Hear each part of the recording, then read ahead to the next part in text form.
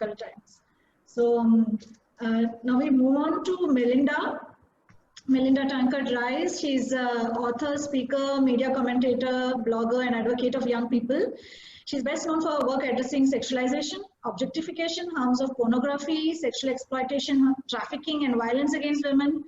Melinda is an author, editor of 6 books, including Getting Real, published by Spinifex, Big Pond, and these are some of her really important books, and Prostitution Narratives.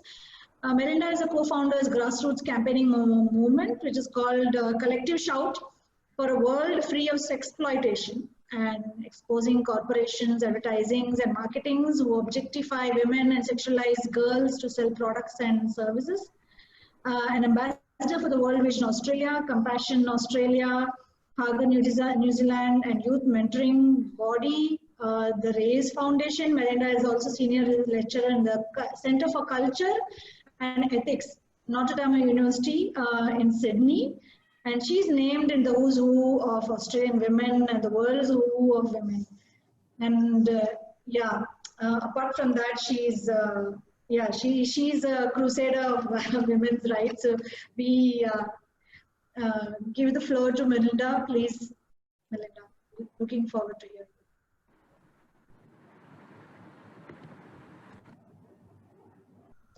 Wait, sorry, I'll lift her.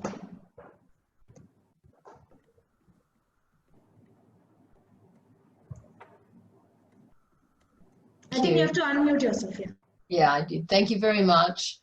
Thank you for the opportunity to be with you all today. I so admire what you're doing, and I was profoundly affected by Monica's presentation. I've been to India many times. It's a place very close to my heart, and as you were speaking, I could picture those waste pickers, you know, the waste collectors. I could still see them from my previous visits, and how hard they work. I was quite moved by your presentation, actually. So the COVID-19 pandemic and lockdown has brought to the fore the differential impact of global disasters on women and their increased vulnerability. It has also exacerbated the pre-existing vulnerabilities of women and girls. I want to focus on how the sex and the porn industries have capitalized on this virus. And then I want to have a look at the rise of predators soliciting young girls on popular social media platforms such as Instagram, which acts as a virtual auction block for girls. The pandemic has been disastrous, of course, for the poor and marginalized, especially prostituted women around the world. Melissa Farley, the researcher and sex industry critic, wrote a recent article, Prostitution, the Sex Trade and the COVID-19 Pandemic, which you can find on her prostitution research and education website. And I'll be quoting significantly from Melissa Farley's paper. She says the pandemic has had immediate and severe impacts on women in the sex trade, who are already among the most vulnerable women on the planet because of quarantines, social distancing, government's neglect of the poor, systemic racism in all walks of life, including healthcare, failure to protect children from abuse, and the predation of sex buyers and pimps. The coronavirus pandemic threatens already marginalized women's ability to survive. Women in the trade are in harm's way for many reasons, including a lack of food, shelter, and healthcare, all of which increase their risk of contracting the virus. An Indian woman in prostitution said, "Poverty will kill us before the coronavirus." A woman in the US said, "You might survive the virus, but you won't survive not eating for 2 months." If you ask any rational person if they'd rather take the virus or not eat, that's not even a thought.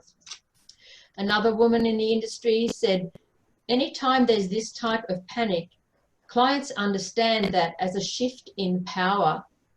For women with no alternative, some clients try to take advantage of that. They will push for lower prices for not having to screen. They will push for unsafe work practices and push your personal boundaries because they know that the women are desperate. During this COVID period, we've seen new ways of recruiting women into the virtual versions of the sex industry. We've seen a rise of cyber prostitution practices, which are attracting more attention, a chatterbait, strip chat, advertising of virtual girlfriends, $20 Instagram lap dances, topless food delivery being promoted.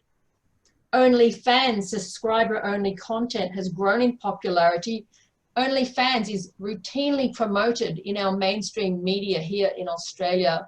News.com describes OnlyFans as a great way for cash-strapped women to make some quick money. And here in Australia, we've been asking, is this news service in some kind of commercial arrangement? Because we've collected so many articles where they're promoting these kind of platforms for women to sell their bodies essentially online. Tragically, there have been more reports of pay-per-view torture, the live rape and abuse of children, many from the Philippines, and a ring of Australian men was recently busted as commissioning the live streaming of sexual abuse of children. Children are at even greater risk, with many more at home not able to go to school, and with families being even more impoverished because of COVID-19. Their children are at particular risk from predatory men, especially in Western countries and Australia. Pro-sex trade groups encouraged women to keep prostituting themselves, even though the sex trade was supposed to be closed down. In Australia, Scarlet Alliance, like many other prostitution organisations, encouraged women to go online, to webcam during the pandemic, rather than encouraging them to apply for JobSeeker, the economic support measures for which they were eligible. Instead, they launched a fund to tide women over until business was back to normal, rather than encouraging them to pursue a safer line of employment. It published a Red Book, which was a set of guidelines on how to reduce risk of transmission. And these suggestions included, well, they really acknowledged the disempowerment and financial vulnerability by being unable to stop servicing men. It advised, if possible, do not see clients who have any of the following symptoms: cough, fever, headache, runny nose, and suggests to somehow avoid close contact by keeping face-to-face activity under 15 minutes, and even suggested that you engage with nurse and doctor fantasies to incorporate hygiene precautions. I want to turn now to Pornhub. Can I just check that I'm still being recorded? Yeah. Yes. Okay, yeah. good. You're visible. I know. Okay, good. I'm just checking because there's a different screen now. I'm sure you're all familiar with Pornhub, biggest porn hosting platform in the world. Now, this platform from late February to March 17 this year had an increase of porn use in multiple countries, with global traffic increasing over 11%. Now, some of these increases were attributed to making its premium services free to countries in lockdown, as though it was performing a wonderful community service for all these poor men, you know, stuck at home, offering free premium content. There was 57%, 38%, and 61% increases in Italy, France, and Spain, respectively, each occurring a day after the free services were offered. But there wasn't just an increase where the free services were offered. Countries without free premium access also reported increase in consumption of porn in the range of 4% up to 24%. Now, we have to ask, is there nothing that the sex industry won't turn into pornography? Pornography searches using the terms coronavirus, corona, and COVID reached more than 9.1 million searches. Capitalizing on a global pandemic, which has already killed thousands of people, Pornhub created porn featuring COVID-19 pandemic themes. Pornhub leapt at the opportunity to market racist COVID uploads. Melissa Farley says that in March alone, there were at least 115 racist COVID-19 updates to Pornhub with an anti-Asian theme. So Asians as carrying disease, infected, but still, you know, eroticized and fetishized as compliant and hypersexual. To make itself appear more humane while doing all of that, Pornhub became involved in the distribution of masks and promoted hand washing.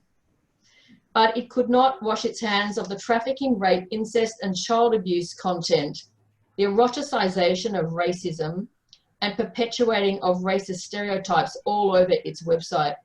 It could not wash away the fact that it was essentially a global crime scene.